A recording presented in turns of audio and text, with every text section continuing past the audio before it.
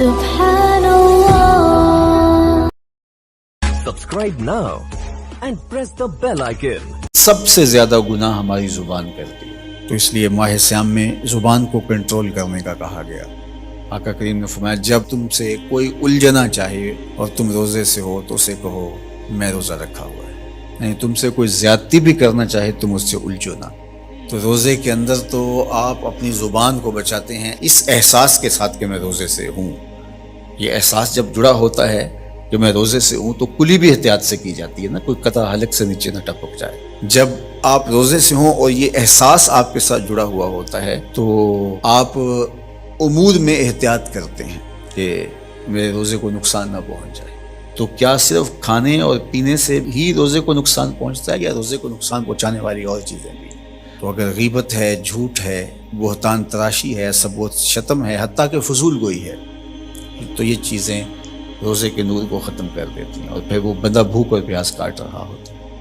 हज़रत फ़ुज़ैल बिन अयाज़ बहुत बड़े बुजुर्ग गुजरे। जवानी का ज़माना था तो एक खातून से आशनाई हो गई, मोहब्बत का रब्त कायम हो गया। तो ज़ाहिर जवानी मस्तानी होती है और जुनून का एक शोबा कहा गया है जवानी को, और फिर दिल में इस तरह के रुझान पैदा हो जाएं तो फिर वो जुनून कई गुना बढ़ जाता है। तो उसके साथ वक्त तय किया और उसके मिलने के लिए बेताबी के साथ उन घड़ियों का, उन लम्हों का इंतजार करने लगे। खैर, जब वो वक्त आया तो उसके घर की तरफ चले और उसके घर की दीवार फलांगने लगे थे कि साथ वाले मकान से किसी कारी कुरान की तिलावत की आवाज कानों में पड़ी। और वो पढ़ क्या रहा था, अलम यान लिल्लज़ीना आमनू अन तख़शअ क़ुलूबुहुम लिज़िक्रिल्लाह वमा नज़ल मिनल हक़। क्या अहले ईमान पे वो वक्त नहीं आया कि उनके दिल अल्लाह के जिक्र, अल्लाह की याद, उसकी मोहब्बत में तड़प उठें और वो खौफ खुदा में मुब्तला हो, और जो नाजिल हुआ कुरान, उस कुरान की मोहब्बत में उसके दिल में खशियत पैदा हो। बस ये कानों में पड़ने की देर थी कि दोबारा गली में छलांग लगाई और कहा मेरे ऊपर वो वक्त आ गया है, और जंगलों को रोते हुए निकले और हजरत फ़ुज़ैल बिन अय्याज़ फिर वलियों के इमाम करार पाए।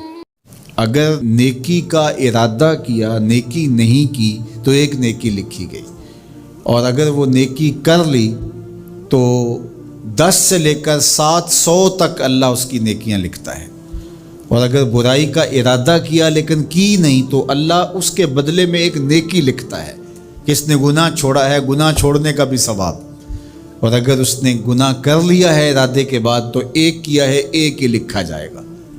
और दूसरी बात कि अगर तौबा की तो वो भी मिटा दिया जाएगा। अल्लाह अकबर। तो एक नेकी करेंगे तो 10 का सवाब मिलेगा। उसकी करम नवाजियों के दर कुशादा हैं, खुले हुए हैं। तो ये इस उम्मत का एजाज़ है जो अल्लाह ताला ने इस उम्मत को अता कर रखा। हज़रत उस्मान गनी रज़ी अल्लाह ताला अन्हु फरमाते हैं, हुज़ूर अलैहिस्सलाम से रिवायत, कि जिसने सही वज़ू किया जिस तरह मैंने वज़ू किया है और 2 रकत पढ़ी और उसमें उसको किसी गैर का ख्याल ना आया तो अल्लाह ताला उसके पिछले सारे गुनाह माफ़ कर देता है। लेकिन अगर सारी नमाज ही ख्यालों से भरी पड़ी रही तो फिर वो नमाज की सही इकामत नहीं होगी। तो इकामत सलात से मुराद जो है वो या तो उसको फ़राइज़ व वाजिबात के साथ अदा करना, और दूसरा मफ़हूम के खुशू के साथ पूरे अराकीन का इतदाल और इत्माम। तो दोनों इसके मफ़हूम बयान फरमाए गए हैं। तो ज़ाहिर है कि इब्तदा के अंदर तो कोशिश होगी कि फ़राइज़ वाजिबात पूरे हो जाएं, तो वो खुशू अगर नहीं भी हासिल हो पाया तो फिर भी कोशिश जारी रखनी चाहिए, ना ये कि अब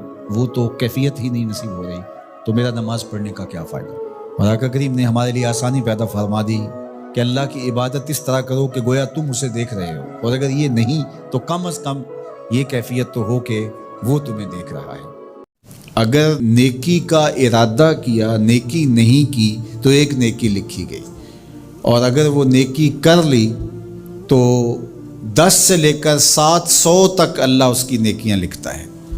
और अगर बुराई का इरादा किया लेकिन की नहीं तो अल्लाह उसके बदले में एक नेकी लिखता है कि इसने गुनाह छोड़ा है, गुनाह छोड़ने का भी सवाब। और अगर उसने गुनाह कर लिया है इरादे के बाद तो एक किया है, एक ही लिखा जाएगा। और दूसरी बात कि अगर तौबा की तो वो भी मिटा दिया जाएगा। अल्लाह अकबर। तो एक नेकी करेंगे तो 10 का सवाब मिलेगा। उसकी करम नवाजियों के दर कुशादा हैं, खुले हुए हैं। तो ये इस उम्मत का एजाज़ है जो अल्लाह ताला ने इस उम्मत को अता कर रखा।